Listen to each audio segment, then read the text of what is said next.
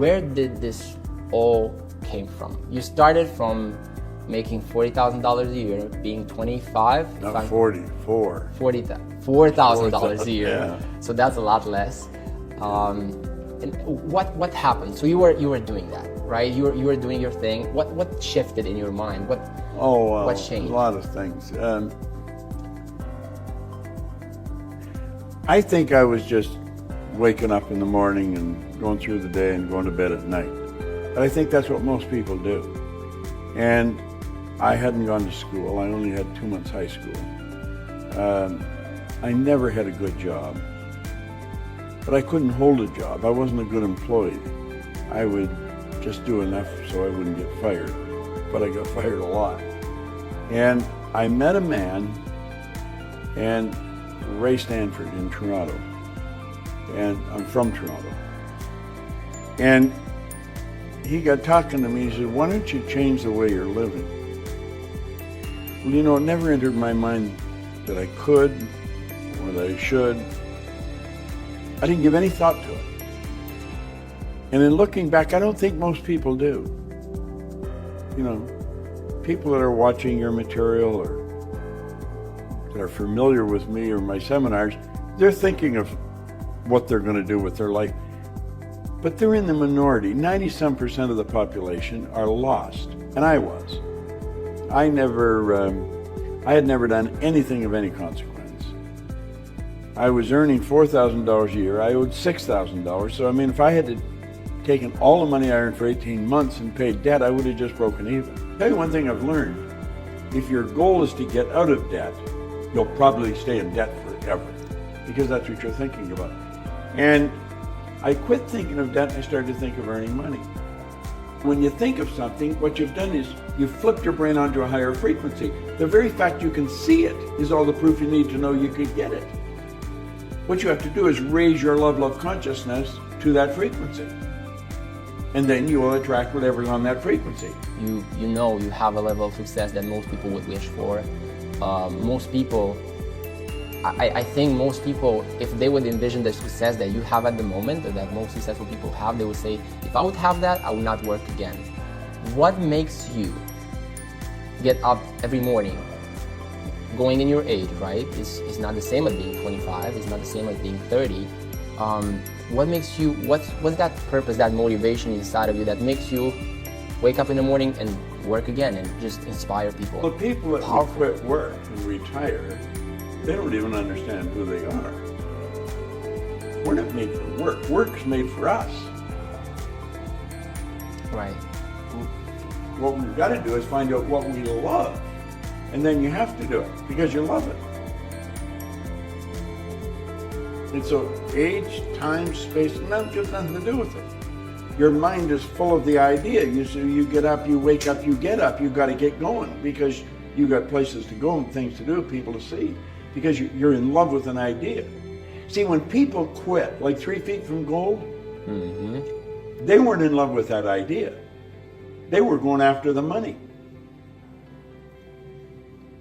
It wasn't the idea that motivated them, it was the money that motivated them. And that's why they quit. See, when you're going after what you want, and that's one of the big problems with people when they set goals. They set a goal to do what they think they can do. Well, there's no inspiration in that. It's got to be what you want to do. See, wants come from the essence of who we are. We're spiritual beings. And we are a soul. We don't have a soul, we are a soul. And the soul is forever seeking its awareness of its oneness with that which is, which I call God. Well, spirit's always for expansion and fuller expression. It's never for disintegration. So there's a basic law of the universe. If you're not growing, you're dying. It's create or disintegrate. Nothing stays where it is. We live in an ocean of motion. Entropy. So it's the spirit within. Our spiritual DNA is perfect. There's perfection within every one of us. Well, it's that perfection seeking expression through us. It causes us to want. If you run, you want to run faster. If you jump, you want to jump higher. If you're selling, you want to sell more. Doesn't matter what you're doing, you want to do it better. When people understand where wants come from, that's when their life starts to change, I think. So then I started to think, I wonder how many things I believe are not true. Now, I was doing very well, and I didn't know why I was doing very well. I was what you call an unconscious competent. And you know, that's where most successful people are. And so I made up my mind I was going to figure out why was I winning. And then I really started to study. And that's what took me to Nightingale Corner. It took me 9.5 years.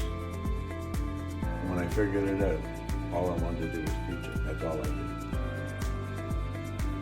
And when you do what you love, isn't it that there's like an infinite amount of energy?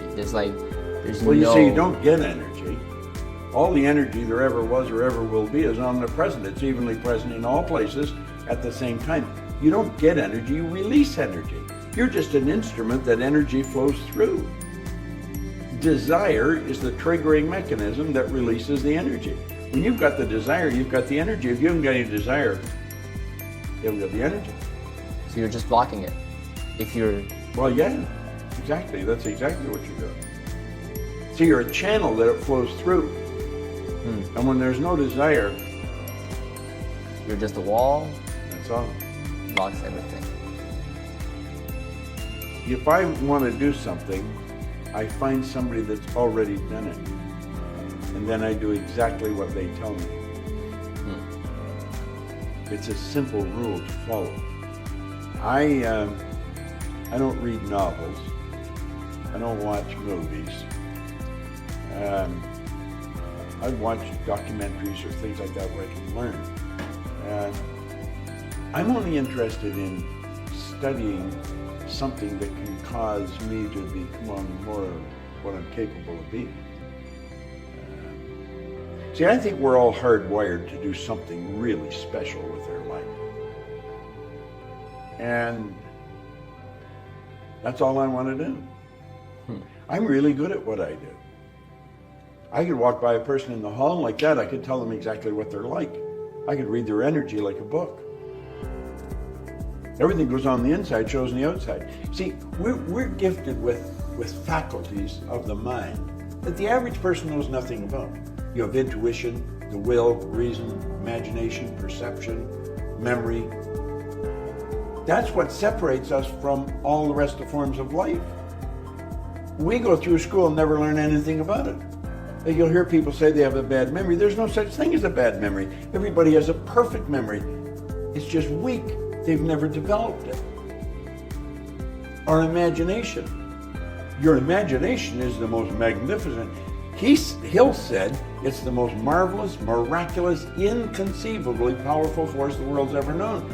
I can use my imagination to project myself into the future and bring the future into the present and start living there.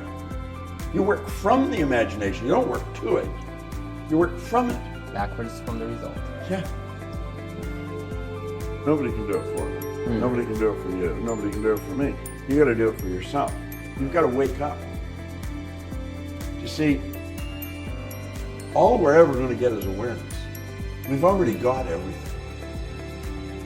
The only thing we lack is the awareness of what we've got. We're God's highest form of creation. There's nothing on the planet that will equal us. Well, that's all any of us are after. Most people that are teaching don't know what they're teaching. 80% of the people that teach have never done what they're teaching. What we've got to understand is we're trading our life for our goals. Literally trading our life. Would you trade your life for a car or a house? I don't think so. So it's got to be something really meaningful. And we're not taught to think this way. We should sit down and don't give any thought to where the money is going to come from, where the help's going to come from. It's what do you really want? Like Ed Hillary was a beekeeper in Auckland. He wanted to climb Mount Everest. It had never been done. People died trying to do it. He went in 51 and failed. He went back in 52 and failed. In 1953, he stood on top of the mountain with Tenzing Norgay. But he didn't know how to get there until after he had got there. Edison didn't know how to illuminate the world until after he had done it. The Wright brothers were bicycle mechanics in Dayton, Ohio. No one believed you could fly. They had been trying it for years. When they saw it. But they wanted to do it. They didn't know how, and they couldn't tell you until after they had done it.